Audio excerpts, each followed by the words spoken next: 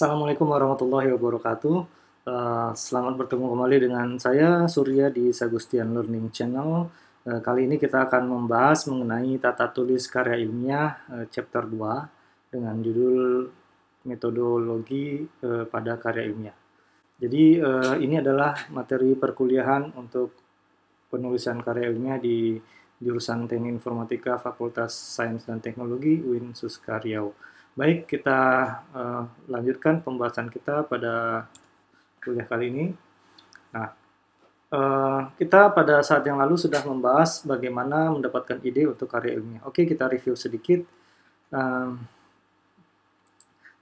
Seperti kita lihat pada slide ini, jadi sebelum memulai pekerjaan penelitian pada penulisan ilmiah, hal yang paling sulit adalah mendapatkan ide dalam membuat karya ilmiah. Ya, itu diakui baik pada saat kita sendiri sebagai ilmuwan, atau sebagai peneliti, atau sebagai dosen yang diharuskan meneliti, bagaimana mendapatkan ide-ide untuk penelitian itu cukup sulit ya, karena memang penelitian itu rata-rata dituntut dalam waktu yang cepat ya, karena tiap semester kita diminta untuk menghasilkan penelitian. Dan juga terutama untuk mahasiswa, mendapatkan ide untuk memulai penelitian TA, tugas akhir, atau skripsi itu juga menjadi suatu tantangan tersendiri. Dan banyak di antara mahasiswa yang sempat vakum berbulan-bulan, bahkan mungkin bersemester-semester, karena bingung harus menulis apa untuk penelitiannya. Baik, untuk menghasilkan karya ilmiah, kita bisa memulainya dengan beberapa pekerjaan-pekerjaan ilmiah atau research working gitu ya, atau tugas-tugas atau task-task tertentu dalam riset kita. Jadi ide untuk menulis karya ilmiah itu bisa salah satunya berasal dari sana ya, dari penelitian kita sendiri. Jadi Jadi salah satu sumber dari tulisan ilmiah kita bisa berasal dari penelitian kita sendiri yang kita lalui dari pekerjaan-pekerjaan penelitian dan atau tugas-tugas penelitian yang sudah kita lakukan. Oke, kemudian selain itu, kita juga bisa mendapatkan ide dengan mengamati sekeliling atau mengamati sekitar ya. Misalkan saat ini apa sih yang sedang tren misalnya. Contoh kalau kita ingat saat ini adalah masanya pandemi COVID gitu ya. Nah, kita bisa juga menulis dari ide atau dari kejadian ini. Nah, mungkin apa yang ingin kita tinjau secara spesifik. Nah, kita bisa masuk ke sana gitu. Kalau misalkan Anda dari jurusan atau Anda punya bidang ilmu kedokteran, ya Anda mungkin bisa bahas tentang bagaimana COVID-19 dari sisi kedokteran. Tapi kalau misalkan Anda mungkin di bagian apa ya istilahnya, bagian saintis atau mungkin bagian statistik, mungkin bisa bahas dari sisi bagaimana proses penyebarannya atau proses cepatnya dia menular dari orang ke orang, hari ke hari, dan seterusnya. Atau mungkin kalau Anda dari jurusan teknik informatika misalnya, bagaimana Anda membuat model, bagaimana penyebaran kasus COVID-19 di berbagai kota, misalnya seperti itu. Jadi ada banyak sekali sudut pandang yang bisa kita kita masuki ya untuk memulai menulis karya ilmiah. Kemudian dari pengamatan tadi, kita juga bisa menemukan dan mendefinisikan masalah-masalah penelitian. Jadi tidak hanya yang berasal dari kejadian saat ini misalnya, atau kejadian yang sedang tren, kita juga bisa mencari atau mengamati apa sih problem-problem yang ada di lingkungan, kemudian kita mendefinisikan masalahnya di sana. Oke, jadi itu untuk ide menulis karya ilmiah. Nah, ini yang perlu nanti saya tekankan. Jadi nanti di slide selanjutnya nanti ada yang perlu kita tekankan. Kita harus membedakan antara menuliskan karya ilmiah dengan menuliskan penelitian atau memulai pekerjaan penelitian. Jadi bedakan ide penulisan dan ide penelitian. Karena biasanya penulisan itu adalah produk dari penelitian yang sudah dilakukan, salah satunya ya. Oke. Kemudian cara yang lain adalah dengan kita rajin membaca atau banyak membaca tulisan-tulisan ilmiah yang sudah dipublikasikan orang lain. Ya, bisa melalui jurnal-jurnal atau konferensi-konferensi ya, proceeding yang ada menyertai suatu konferensi ya. Jurnal atau proceeding adalah koleksi atau kumpulan dari tulisan-tulisan ilmiah yang sudah dipublikasikan dan Kalau untuk konferensi, berarti sudah dipresentasikan di dalam event konferensi tersebut. Nah, kemudian setelah kita membaca tulisan-tulisan ilmiah tadi, kita bisa menemukan celah yang bisa kita isi, ya, kita isi untuk ditulis. Misalnya, bagaimana kita menemukan kekurangan dari hasil penelitian ini, ya, atau misalnya kekurangan dari metode yang disampaikan, atau juga kita bisa membuat literatur review berisi tentang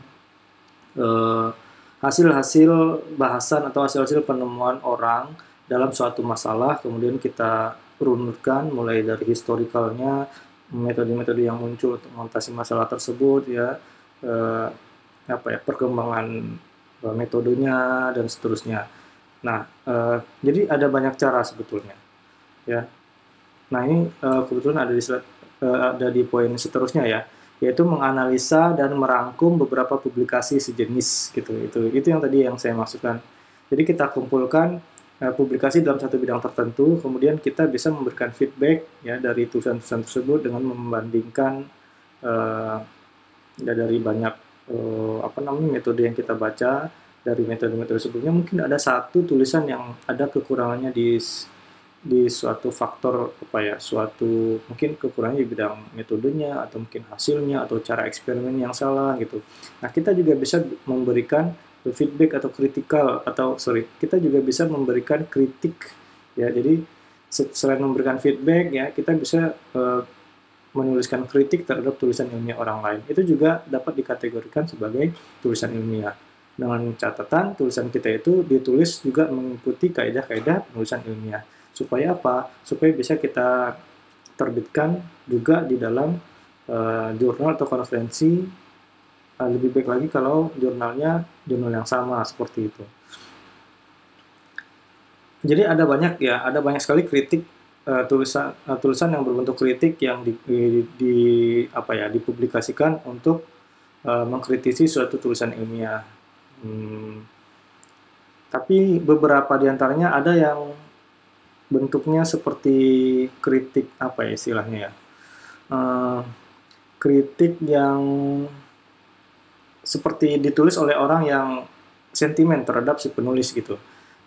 Saya pernah menemukan ada tulisan-tulisan yang ingin menyerang kepada pribadi penulisnya, ya, author. Jadi author penulis ini diserang oleh mungkin researcher yang lain, gitu, ya, karena melihat mungkin ada banyak kejanggalan atau ketidakpatutan yang dilakukan oleh si author ini dalam mempublikasikan karya tulisnya. Contohnya, ada author yang banyak sekali mensitasi diri sendiri, kemudian banyak sekali, jadi dia banyak sekali menerbitkan paper-paper, tapi isinya adalah hanya nambah sedikit dari publikasi sebelumnya. Kemudian di tulisan yang baru itu dia selalu mensitasi tulisan-tulisan dia sebelumnya, begitu.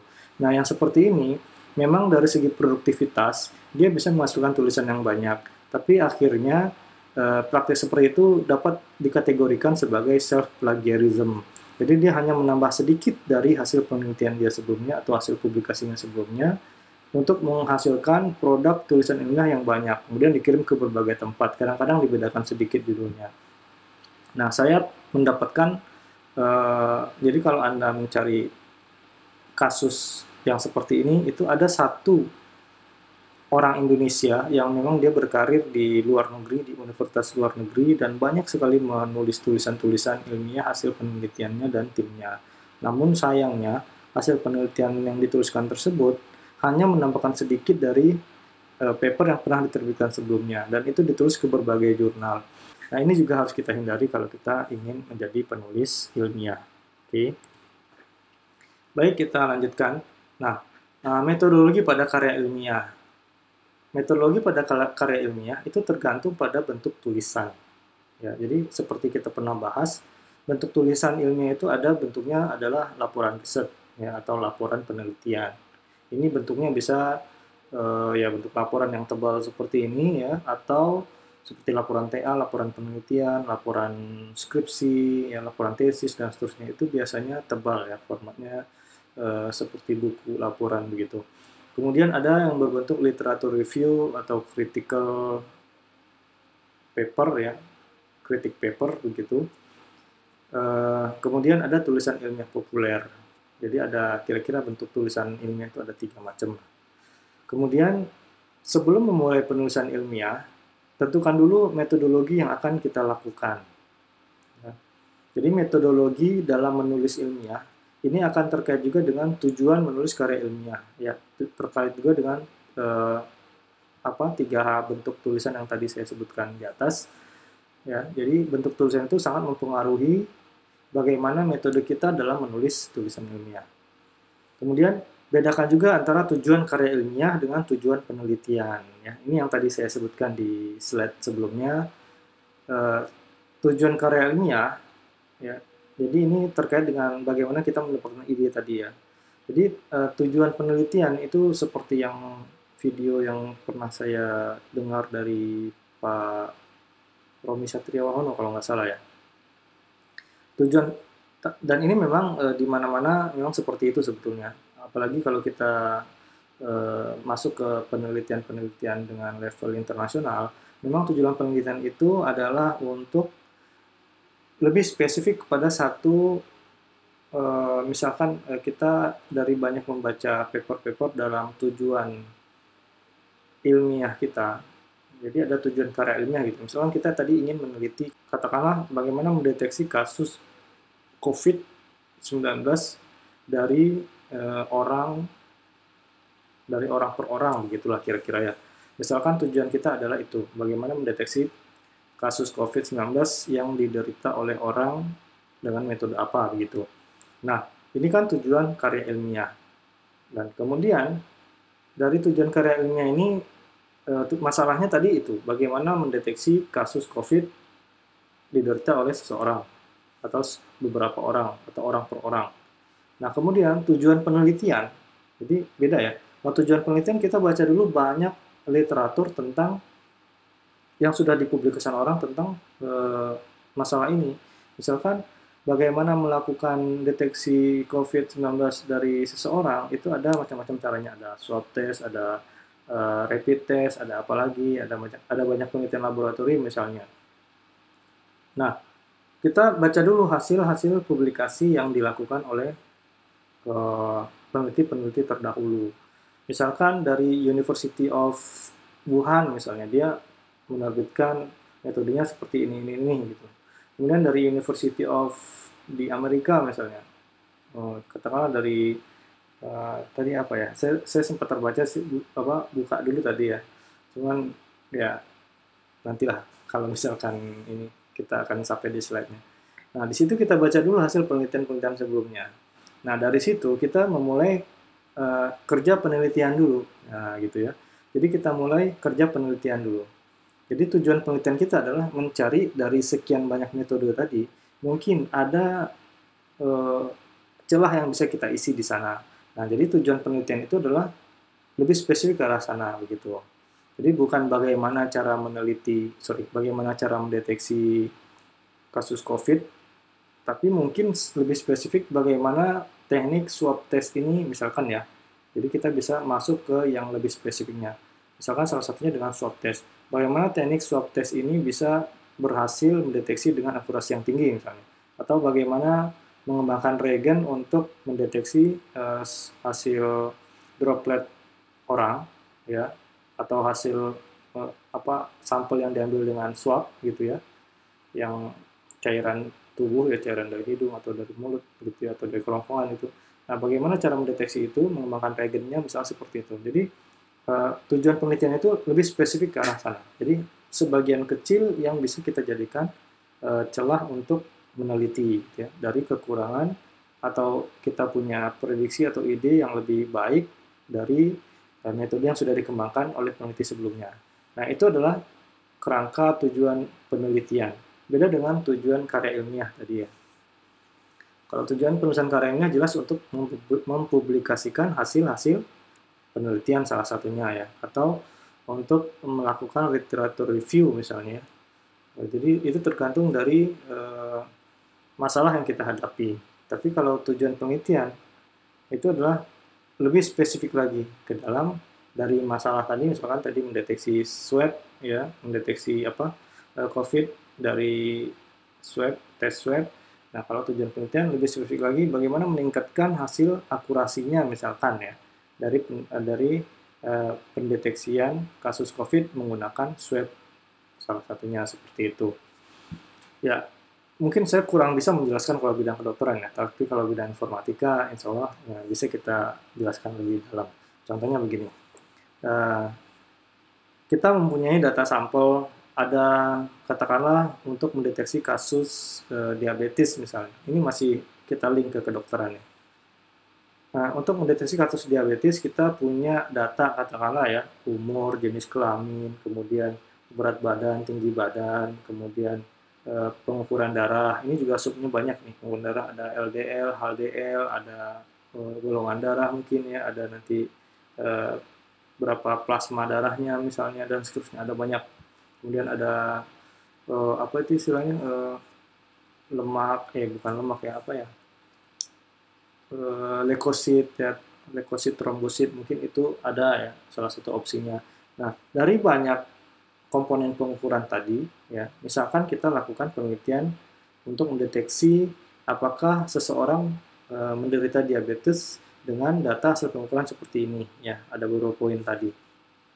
Nah, katakanlah kita mengambil satu metode, misalkan metode yang kita lakukan dengan menggunakan machine learning. Salah satu machine learning yang kita pakai misalnya kita menggunakan katakanlah SVM ya, support vector machine, untuk mendeteksi kasus diabetes dari dari beberapa hasil tes pengukuran yang tadi.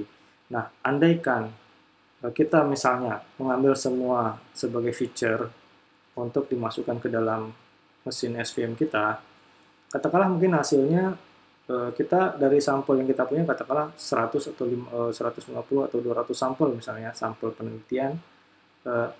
Dari sampel itu kita punya data historis apa namanya, hasilnya diabetes tipe A, diabetes tipe B, misalkan normal gitu ya. Nah, kita punya label seperti itu. Nah, dari label data historis yang mencakup komponen pengukuran, kemudian labelnya, nah, kita menggunakan keseluruhan feature untuk mendeteksi, kita masukkan ke machine learning dengan menggunakan metode SVM misalnya, ternyata dari sekian banyak sampel, katakanlah tadi 200 sampel, kita cek, ternyata akurasinya hanya 80% misalnya. Nah, hasil 80% ini kemudian dipublikasikan. Nah, pada saat hasil kita dibaca oleh orang lain, nah, bisa saja orang lain menggunakan hasil penelitian kita untuk tujuan atau masalah penelitian yang dia kembangkan, yaitu bagaimana meningkatkan akurasi menggunakan SVM, ya, menggunakan SVM, dia menggunakan metode yang sama, tapi dia akan meneliti feature-feature apa misalkan dari sekian set feature yang kita gunakan tadi, yang lebih berpengaruh kepada akurasi untuk mendeteksi jenis penyakit diabetes. Katakanlah mungkin dia akan membuang misalnya mungkin dia akan membuang data golongan darah misalnya karena tidak diperlukan, jadi golongan darah dihapus dari feature. Kemudian mungkin dia akan melakukan atau membuang juga data jenis kelamin misalnya, dan tinggi badan misalnya, atau mungkin tinggi badan dan berat badan dia satukan, dia hitung ulang dengan menggunakan BMI gitu ya, body mass index misalnya. Jadi tinggi badan dan berat badan dia jadikan satu feature, dia hitung kembali, dan hasilnya adalah body mass index misalnya. Nah, poin-poin seperti itu bisa menjadi suatu fokus penelitian, yaitu bagaimana mengatur atau merekayasa feature inputan untuk SVM, karena tadi kita menggunakan SVM, dan peneliti yang lain mungkin juga akan menggunakan teknik yang sama dengan melakukan rekayasa feature, sehingga feature yang diperoleh nanti optimal menghasilkan hasil deteksi yang lebih akurat, seperti itu kira-kira. Nah, mungkin di penelitian yang lain lagi, orang yang lain lagi mungkin melihat, wah ini ada celah nih, bagaimana dia mencune parameter dari SVM-nya misalnya, bagaimana dia mencune parameter theta misalnya ya, dan parameter sigma-nya begitu, sehingga dengan demikian hasil akurasi itu mungkin akan lebih meningkat lagi. Nah, ini yang disebut dengan tujuan dari penelitian. Jadi bedakan antara tujuan karya ilmiah dengan tujuan penelitian. Oke, baik, kita lanjutkan. Poin yang ketiga. Jadi setelah kita menentukan tujuan yang tadi, maka kita akan menentukan bentuk framework atau kerangka kerja penelitian. Ya. Jadi kalau tujuan penelitian berarti kita akan sangat tergantung dari tujuannya tadi, ya. Sehingga dengan tujuan tersebut kita akan menentukan bentuk atau framework atau bentuk kerangka kerja penelitian kita. Apakah penelitian kita nanti bersifat kualitatif atau bersifat kuantitatif, itu nanti kerangka kerjanya juga akan terpengaruh seperti itu kira-kira. Kemudian tujuan karya ilmiah. Jadi kalau misalkan sama ya, kalau misalkan kita udah menentukan tujuan karya ilmiah, maka bentuk framework atau kerangka karya ilmiah kita pun nanti akan menyesuaikan. Ya. Jadi bedakan ya antara tujuan karya ilmiah, nanti misalkan tujuan karya ilmiah kita adalah membentuk laporan riset atau menuliskan literatur review atau tulisan ilmiah populer. Pasti nanti bentuk frameworknya akan berbeda. Jadi di sini saya buat dua ya. Jadi relasi antara tujuan sehingga dia mempengaruhi bentuk kerangka yang akan kita lakukan atau kita laksanakan. Oke, nah kita karena ini judulnya karya ilmiah ya, spesifik lagi untuk mempersiapkan mahasiswa menulis laporan ilmiah, khususnya nanti pada saat tugas akhir atau skripsi, maka kita akan memfokuskan pada laporan riset. Oke, jadi laporan riset itu didasari pada jenis penelitian, ada dua ya. Ada jenis penelitian kualitatif dan kuantitatif. Bentuk tulisan antara lain adalah laporan riset. Ya, laporan riset itu bisa dua bentuknya ya. Laporan riset yang bentuknya laporan yang tebal, ya dalam bentuk buku, itu pasti isinya lebih detail. Kemudian ada yang bentuknya laporan riset yang dipublikasikan dalam jurnal-jurnal ilmiah atau proceeding conference ya. Ini bentuknya paper, lebih pendek. Mungkin ada yang 4 halaman, ya short paper, ada yang 6 halaman ya. Kemudian ada yang 8 halaman, ada yang 10, ada yang 12, itu beda-beda tergantung dari tergantung dari organizernya, atau kalau jurnal tergantung dari editornya misalnya, seperti itu, sesuai dengan yang dia minta. Contohnya ini ya, ini kalau kita sering lihat di jurnal atau di paper conference, bentuknya ada yang 1 kolom seperti ini ya, atau yang bentuknya 2 kolom seperti ini. Biasanya ada judul, ya ini judulnya, kemudian ada nama penulis di sini ya, dan afiliasi atau institusinya. Kemudian ada abstrak, dan kemudian ada pendahuluan dan seterusnya. Nah, di sini biasanya menerangkan tentang autornya atau tentang manuskrip diterima kapan dan seterusnya. Nah, ini kalau yang 1 kolom ya, ada sama ya. Ini judul, kemudian ini penulis, kemudian ini abstrak, kemudian ada keyword di sini, biasanya ada keyword, kemudian introduction, bagian pendahuluan dan seterusnya. Oke. Nah, ini yang biasa kita banyak lihat di laporan-laporan riset, ya, yang bentuknya laporan riset dalam bentuk jurnal atau paper di proceeding conference. Kemudian ada lagi bentuknya literatur review atau kritik. Nah, ini juga sama ya. Kalau literatur review biasanya jarang yang diterbitkan dalam bentuk laporan penelitian yang berbentuk buku ya, atau skripsi misalnya. Biasanya literatur review atau kritik bentuknya paper yang juga diterbitkan di konferensi atau di jurnal. Dan dia juga dapat diterbitkan di media ilmiah populer lainnya, misalkan di book chapter gitu ya, atau di satu bab di dalam suatu buku misalnya. Ini juga bisa berisi literatur review. Ini contohnya saya berikan linknya di sini ya, silakan dibuka nanti.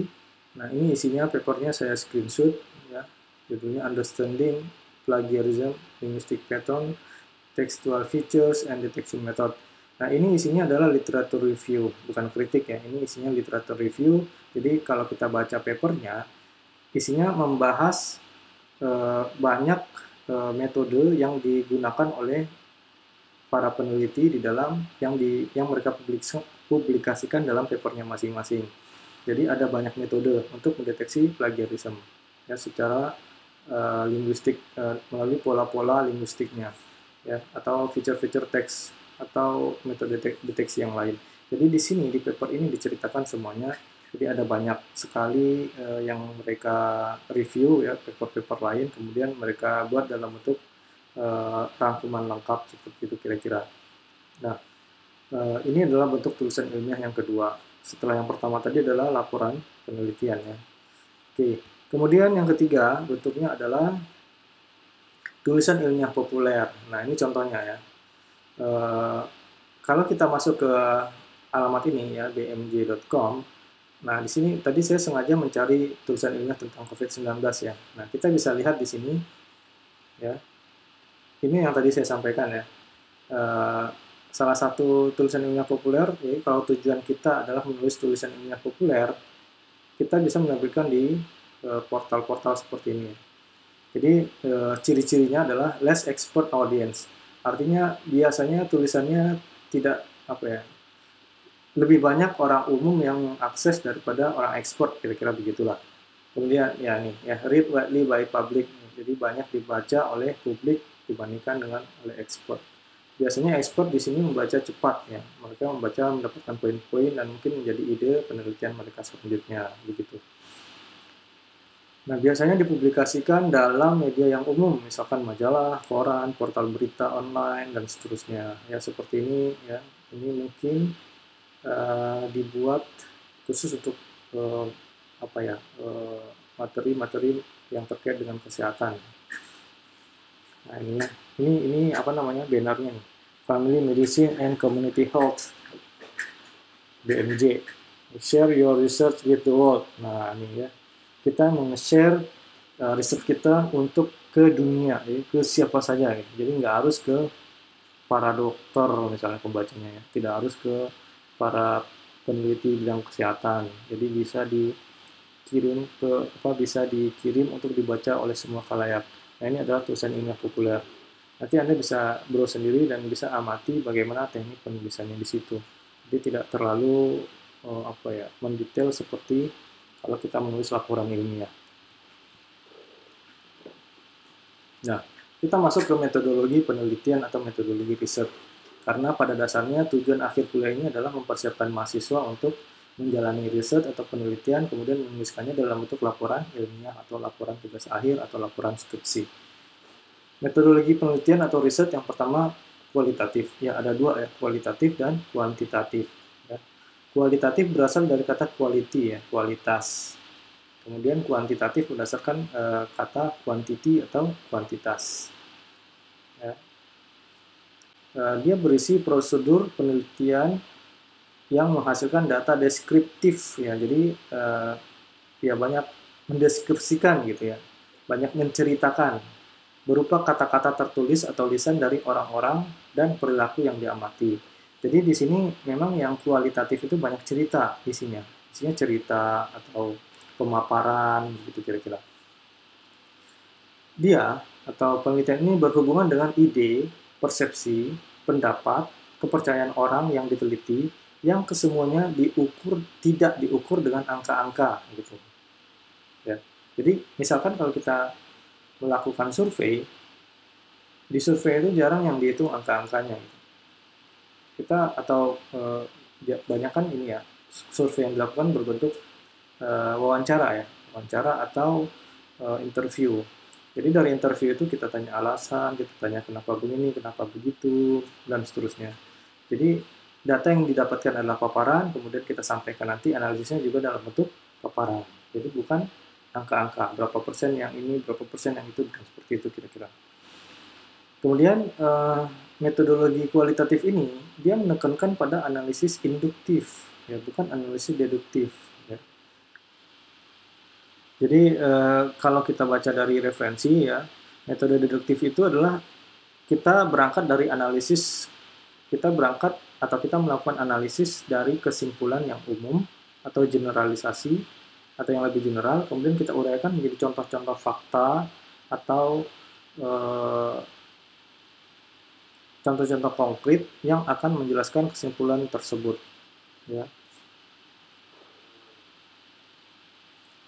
Sedangkan kalau induktif, itu kebalikan dari metode deduktif. Ya. Jadi kita mendapatkan fakta-fakta dulu ya, dari paparan-paparan tadi. Kalau kita ceritakan tadi, kita mendapatkan datanya dari survei, dari wawancara, kemudian baru kita rumuskan menjadi suatu kesimpulan yang lebih general.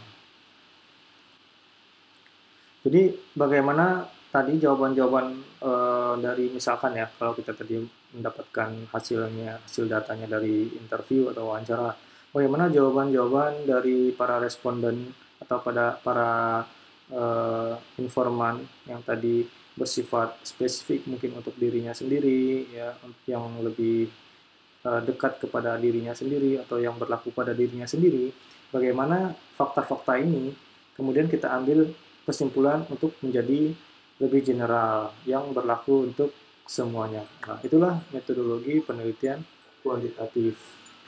Selanjutnya, peneliti mengembangkan konsep dan menghimpun fakta, tapi tidak melakukan pengujian hipotesis melalui perhitungan angka-angka. Nah, ini ciri khas penelitian kualitatif ya. Peneliti mengembangkan konsep dan menghimpun fakta. Jadi fakta dihimpun dari mana? Dari pengamatan, ya, dari wawancara, tapi tidak melakukan pengujian hipotesis melalui perhitungan angka-angka. Jadi dia, ya mungkin kita bisa bilang tidak ada pengujian hipotesis lah ya. Karena apa ya? Ya karena memang kualitatif gitu ya. Karena banyak pemaparan, banyak cerita gitu. Jadi kata-kata. Jadi penelitian kualitatif itu ciri-cirinya adalah kata-kata. Kalau kuantitatif cirinya adalah angka-angka. Jadi ingat saja dua ciri khas itu ya. Analisa kualitatif tidak menggunakan model matematika, model statistik, atau model-model tertentu lainnya. Ya, ini khusus penelitian kualitatif. Sedangkan pengumpulan data banyaknya dari wawancara, pengamatan lapangan, dan studi pustaka. Contoh-contoh penelitian kualitatif ini biasanya di bidang sosial, misalkan di bidang keagamaan, ya, di bidang apalagi sejarah, ya itu rata-rata bersifat kualitatif. Sedangkan yang kuantitatif biasanya penelitiannya bersifat eksak ya. Jadi kalau penelitian di bidang sains misalnya, di bidang natural science ya maksud saya, di bidang ilmu pengetahuan alam, atau di bidang computer science, atau di bidang matematik, itu rata-rata menggunakan penelitian kuantitatif. Oke, sekarang kita bahas metodologi penelitian kuantitatif. Prosedur penelitian mengembangkan dan menggunakan model-model matematis. Jadi kata kuncinya adalah kalau kuantitatif ya berkaitan dengan angka-angka ya. Kalau kualitatif berkaitan dengan kata-kata gitu ya. Jadi kalau kuantitatif itu menggunakan model matematis, teori-teori atau hipotesis yang berkaitan dengan fenomena alam misalnya. Jadi prosedur penelitiannya nanti akan banyak membuat model-model. Kemudian adanya proses pengukuran dengan menggunakan instrumen penelitian. Nah, ini. Jadi instrumen penelitian ini aslinya sih untuk penelitian kuantitatif, tapi belakangan di penelitian kualitatif pun istilah instrumen penelitian ini digunakan, meskipun maksud instrumennya itu beda dari penelitian kuantitatif. Kalau penelitian kuantitatif, instrumen itu biasanya berupa instrumen, ya, peralatan begitu. Jadi memang alat, betul-betul alat gitu ya. Bisa jadi alat yang berhubungan dengan alat-alat kelistrikan, ya, atau alat komputer untuk pengolahan data, dan seterusnya. Oke, kemudian mencari hubungan fundamental antara pengamatan empiris, hipotesis, dan ekspresi atau model matematika terhadap data-data kuantitatif. Jadi di sini data-datanya terukur ya. Data-datanya terukur dan kemudian bisa dilakukan pengamatan empiris dengan menghitung tadi angka-angka hasil pengukuran. Nah, kira-kira seperti itu. Jadi dia bisa dihitung dengan menggunakan model model matematika atau formula-formula matematika tertentu. Kira-kira begitu. Dan dia menekankan analisis deduktif ya, melalui serangkaian eksperimen, kemudian mendapatkan hasil yang akan dianalisa dan dicari hubungannya. Hubungan antara data-data tadi dengan hipotesis kita itu akan dibuktikan nanti, kira-kira seperti itu. Kemudian peneliti mengembangkan model matematis, melakukan pengujian hipotesis melalui perhitungan angka-angka dengan menggunakan model tersebut. Dan selanjutnya, pengumpulan data dapat berasal dari survei, dari wawancara, dari pengukuran, dari simulasi, dari ekstraksi, dan sebagainya.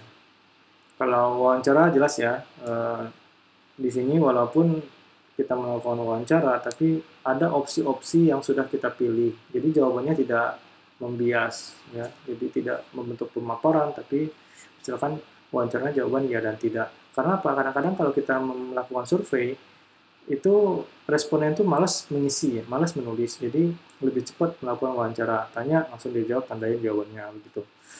Kalau pengukuran jelas ya, kita melakukan pengukuran, misalkan pengukuran arus, pengukuran tegangan, kalau pada penelitian di bidang elektronik ya, atau kita melakukan pengukuran yang lain ya, itu jelas ada angka-angka yang dilakukan, misalkan pengukuran panjang, lebar, dan seterusnya, atau pengukuran jarak dan seterusnya. Kalau di penelitian teknik sipil misalnya ya, atau penelitian teknik teknik geodesi, ya, pengukuran tanah, atau geologi, pengukuran bebatuan, dan seterusnya. Kemudian adanya melakukan simulasi, kita juga bisa mendapatkan data dari simulasi, ya, dari simulasi. Contohnya apa? Dari random data, random angka misalkan, ya, kita simulasikan dengan suatu model tertentu, dapatlah hasil gitu ya. Jadi hasil data yang diperoleh dari hasil simulasi ini itu juga bisa menjadi sumber data yang akan dianalisis. Kemudian ekstraksi. Kita mengekstrak data dari kumpulan fakta yang ada. Itu bisa, contohnya apa? Pada penelitian di bidang, contoh ya, pada penelitian di bidang komputasi bahasa, kita bisa mengekstrak sumber-sumber data dari artikel-artikel online atau dari artikel-artikel Wikipedia misalnya, itu juga bisa menjadi sumber data untuk dianalisis. Atau kita bisa mengekstrak data dari percakapan di Twitter, dari postingan Instagram, dan seterusnya. Oke, lanjut. Struktur artikel ilmiah. Nah, secara ringkasnya, ya, struktur artikel ilmiah, sejarah ringkas dari artikel ilmiah. Jurnal ilmiah awal dulu sekali ya, yang pernah diterbitkan, itu bentuknya descriptive paper. Ya. Isinya misalkan, first I saw this, then I saw that. Jadi banyak pengamatan. Jadi isinya ya deskriptif ya. Yang namanya deskriptif ya seperti penelitian kualitatif ya. Penelitian kualitatif. Jadi kita banyak bicara, banyak kata-kata gitu. First I saw this, then I saw that, then I saw that, then it become that, misalnya. Pertama saya melihat ini, kemudian saya mengamati ada ini, dan kemudian dia bisa berkembang menjadi ini, dan seterusnya. Jadi betul-betul deskriptif isinya. Kemudian berkembang lagi, first I did this, then I did that, then I did this result, then I get this result misalnya. Jadi ya menerangkan apa yang diperbuat, kemudian hasilnya seperti apa gitu. Nah, seringnya pengamatan dituliskan dalam urutan kronologi yang sederhana. Itu zaman dulu ya, paper-paper awal-awal dulu, termasuk mungkin juga zaman Isaac Newton, zaman Faraday, dan seterusnya. Kemudian menjelang pertengahan kedua abad ke-19, kira-kira tahun 1850 ke atas gitu ya, sampai 1899 misalnya. Ilmu pengetahuan berkembang sangat kompleks. Jadi mulai dari 1850-an itu ilmu pengetahuan berkembang sangat kompleks ya. Jadi ilmu pengetahuan berkembang sangat pesat, sangat kompleks gitu ya. Sehingga supaya dia bisa diulang kembali, metodologi menjadi sangat penting ya. Metodologi dalam penulisan ilmiah itu menjadi sangat penting. Jadi kita bicara metodologi penulisan ya, bukan metodologi penelitian. Jadi metodologi penulisan ilmiah menjadi sangat penting, dan prinsip reproducibility yang dapat diulang atau dapat dibuat kembali atau dapat dilakukan kembali penelitiannya itu mensyaratkan bagian metode itu khusus dipisahkan. Jadi ada bagian, kalau kita punya struktur tulisan ilmiah, ada satu bagian metode itu pengennya jadi bab khusus gitu kira-kira. Dan ini adalah langkah awal dari struktur yang lebih advance yang berlaku sampai saat ini ya. disebut dengan format IMRAT ya. IMRAT, cara mudahnya IMRAT. Nanti kita bahas apa itu IMRAT. Lalu sejumlah publikasi meningkat ya. Sejumlah publikasi meningkat sehingga editor meminta agar paper dibuat terorganisir untuk mengurangi beban dari reviewer dan menghemat ruang atau jumlah halaman, karena zaman dulu kan dipublikasikan dalam bentuk kertas ya, sehingga bagaimana supaya publikasi itu tidak panjang, tidak menghabiskan banyak kertas, dan bagaimana cara penulisannya. Nah itu sejumlah publikasi mencatatkan seperti itu. Misalkan yang sampai sekarang kita lihat adalah tulisannya kecil banget ya, cuma pakai font 10 misalnya, kemudian udah kecil dibikin 2 kolom lagi gitu ya, rapat, udah rapat, spasinya antara baris juga makin kecil gitu, cuma 1 spasi. Supaya apa? Supaya jumlah halamannya sedikit gitu, salah satunya. Terus dibikin lebih terstruktur ini juga akhirnya reviewernya juga lebih ringan kerjanya, jadi dia bisa baca atau mempelajari paper itu lebih cepat, kira-kira seperti itu alasannya. Nah, ini ya struktur IMRAT yang tadi kita bahas ya. Jadi ini struktur penulisan laporan ilmiah dalam bentuk paper, biasanya seperti itu. Dan juga ini bisa dikembangkan, atau struktur ini juga bisa digunakan dalam bentuk penulisan ilmiah, laporan ilmiah yang tebal. Oke. Jadi struktur penulisannya bab 1 itu isinya introduction ya, atau pendahuluan atau perkenalan. Oke. Jadi abstrak itu bisa nanti di atasnya, itu kecil aja. Kemudian introduction itu ditulis dari bagian yang paling umum, paling general, sampai ke bagian yang lebih spesifik ya. Misalkan dari latar belakang masalahnya apa, kemudian lebih spesifik dari masalah yang besar tadi, apanya yang mau kita fokuskan, misalnya seperti itu ya. Karena itu simbolnya seperti ini ya, piramida terbalik tapi nggak sampai ujung ya, nggak sampai runcing. Jadi artinya dari yang general sampai ke yang lebih spesifik. Kemudian bagian metode. Nah, ya, metode. Ini yang tadi kita bilang, editor ingin bagian metode ini terpisah secara khusus gitu ya. Jadi kita bisa punya bagian khusus. Jadi ini introduction, M itu method. Kemudian R, results, dan biasanya ada analisis gitu ya. Result and analysis. Result dan analisis juga ini seputar metode yang kita kembangkan dan hasilnya apa. Ini juga cakupannya spesifik ya, sesuai dengan tadi tujuan yang ada di introduction ini. Kemudian setelah kita analisis datanya di sini, maka kita ke bagian akhirnya adalah discussion. Discussion ini adalah menjabarkan hasil-hasil yang kita dapatkan dan kemudian bisa kita generalisasi lagi. Jadi tadi hasilnya misalnya spesifik ke bidang atau ke jalannya eksperimen dan spesifik kepada tujuan penelitian kita tadi, dan kemudian hasilnya bisa kita generalisasikan kembali seperti di bagian introduction gitu ya. Nah, jadi strukturnya itu seperti jam pasir ya, istilahnya ini kan bentuknya kayak jam pasir, kira-kira seperti itu. Oke.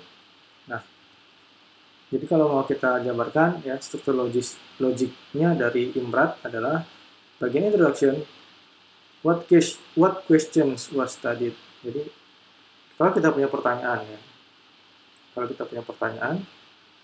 kita cari atau kita pelajari dulu apa saja studi-studi yang sudah dilakukan terhadap pertanyaan ini, atau dalam bahasa yang lebih sederhana adalah kita melakukan literatur review terhadap pertanyaan riset kita tadi, kira-kira seperti itu.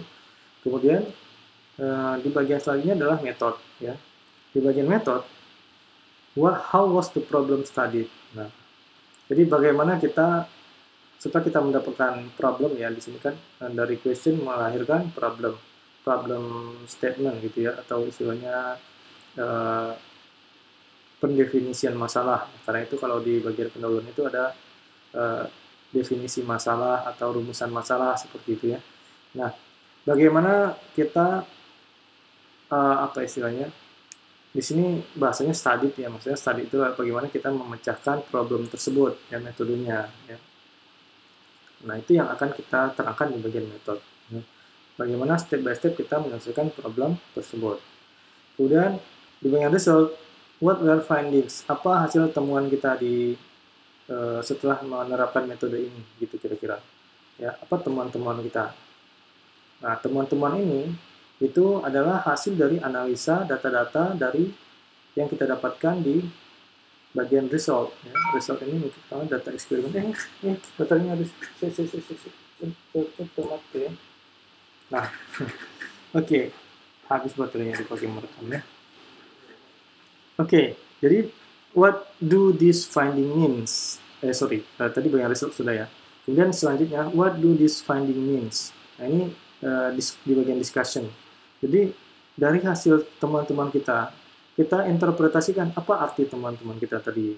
Ya, misalkan, kalau kita tadi bicara masalah deteksi kasus diabetes misalnya, kita temukan bahwa untuk mengukur untuk mengukur seseorang terkena diabetes atau tidak, misalnya itu dapat menggunakan data-data, katakanlah tadi beberapa poin ya, mungkin ada tekanan darah, ada LDL, HDL, kemudian ada laju endapan plasma atau apa yang mungkin ada banyak faktor tadi kan.